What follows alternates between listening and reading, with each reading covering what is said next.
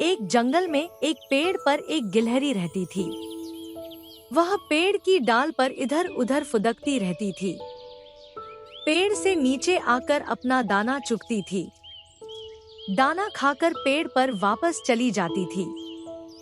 एक दिन गिलहरी ने सोचा, यहाँ जंगल का खाना खाते खाते बहुत दिन हो गए, क्यों न शहर जाया जाए। गिलहरी शहर जाने के लिए एक सड़क के किनारे पेड़ पर बैठ जाती है। थोड़ी देर में वहां से एक ट्रक गुजरता है। गिलहरी उस पर कूद जाती है। ट्रक के अंदर सब्जियां भरी हुई थी, जो गांव से शहर जा रही थी।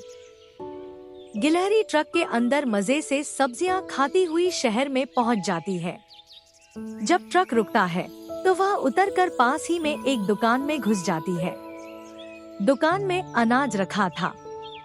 गिलहरी वह अनाज खाने लगती है।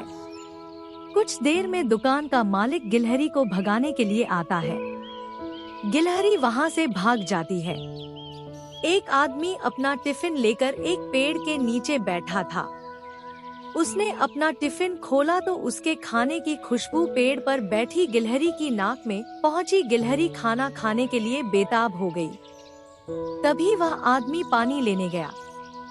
गिलहरी चुपचाप नीचे उतरी और उसके टिफिन में से एक रोटी और अचार को खाने लगी। कुछ ही देर में वह आदमी वापस आया। उसे देखकर गिलहरी वापस पेड़ पर चढ़ गई।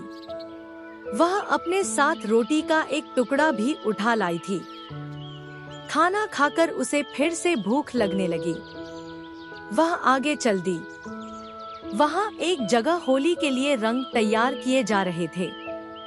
दो बड़े बड़े ड्रम में होली के लिए एक चांदी का और एक सोने का रंग घोल कर रखा था। कुछ आदमी और औरतें इन रंगों को खाली बोतलों में भर रहे थे। गिलहरी को लगा यह कोई खाने की चीज है। वह ड्रम के किनारे पर बैठकर उसे खाने की कोशिश करने लगी। उसने अपनी जीभ उसे चाटने के लिए आगे बढ़ाई ही थी कि वह ड्रम में गिर गई। ड्रम से सोने के रंग की कुछ छींटे पास ही काम कर रही एक औरत पर गईं। वह उठकर देखने लगी तो देखा ड्रम में एक गिलहरी पड़ी है और बाहर निकलने के लिए छटपटा रही है। उस औरत ने और लोगों को बुला लिया। तभी उनमें से एक बोला, इसे जल्दी से निकलो, नहीं तो यह मर जाएगी। एक आदमी ने एक बड़ी सी रंग छानने की छलनी से गिलहरी को बाहर निकाला और वहीं पास में एक और रख दिया। गिलहरी वहीं बैठी रही। वह धीरे धीरे हाथ पैर चला रही थी, लेकिन वह उठ नहीं पा रही थी। उसे छोड़कर सभी अपने अपने काम में लग गए। गिलहरी बहुत डर गई थी। कुछ देर बाद उसका रंग सूखने लगा, जहां वह लेटी हुई थी। कुछ देर में वहां तक धूप आने लगी। धूप के कारण उसका रंग जल्दी से सूख गया। गिलहरी उठी और धीरे धीरे चलकर आगे चल दी। वह आगे जा रही थी। तभी उसने अपने आप को देखा तो उसका पूरा बदन सोने के रंग में रंग चुका था। गिलहरी बहुत खुश हुई। वह फिर से सड़क किनारे एक पेड़ पर बैठ गई। कुछ देर में एक बस उधर से गुजरी और गिलहरी कूदकर उस बस की छत पर बैठ गई। शाम तक वह बैठी रही। शाम को बस जंगल के रास्ते से गुजरी, लेकिन तेज स्पीड बस से गिलहरी उतर न सकी।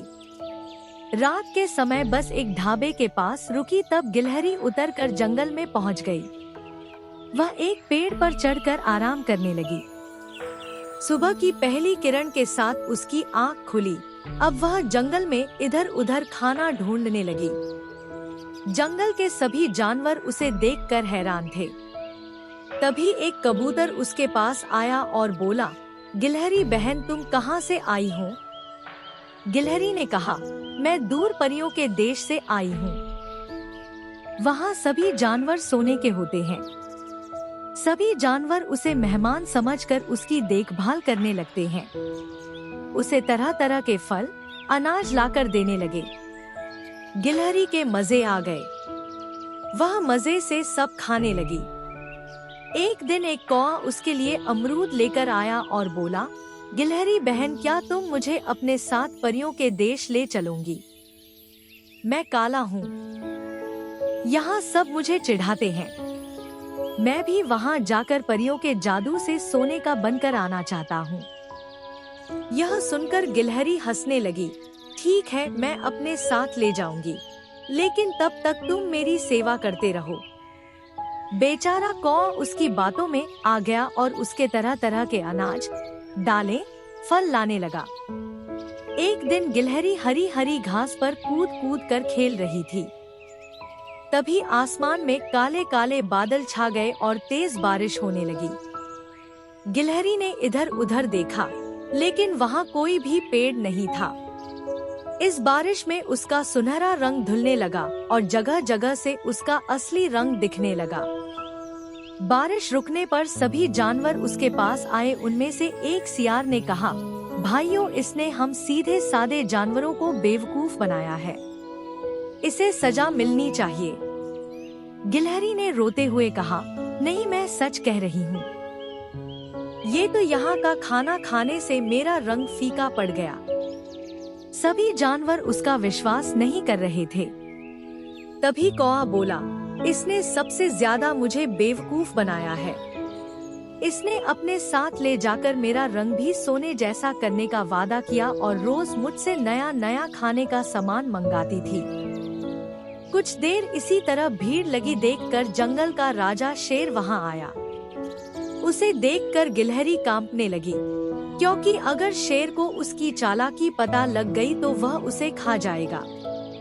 शेर ने पूछा तो गिलहरी ने सारी बात बता दी। यह सुनकर सभी जानवर हंसने लगे। शेर भी हंसने लगा।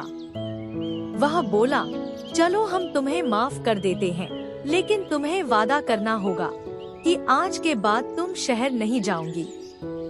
अच्छा खाने का शौक आज तुम्हें मरवा देता। गिलहरी रोते हुए बोली, महाराज, मैं आज के बाद कहीं भी नहीं जाऊंगी और कौवे भैया, मैं कल से आपको दाना लाकर दिया करूंगी। जो कहोगे वह ला दूंगी। कुछ देर में बारिश फिर से शुरू हो गई। सभी जानवर कहीं न कहीं जाकर छुप गए, लेकिन गिलहरी वहीं घास पर उछल कूद करती रही, जिससे शहर का रंग पूरी तरह से उतर जाए।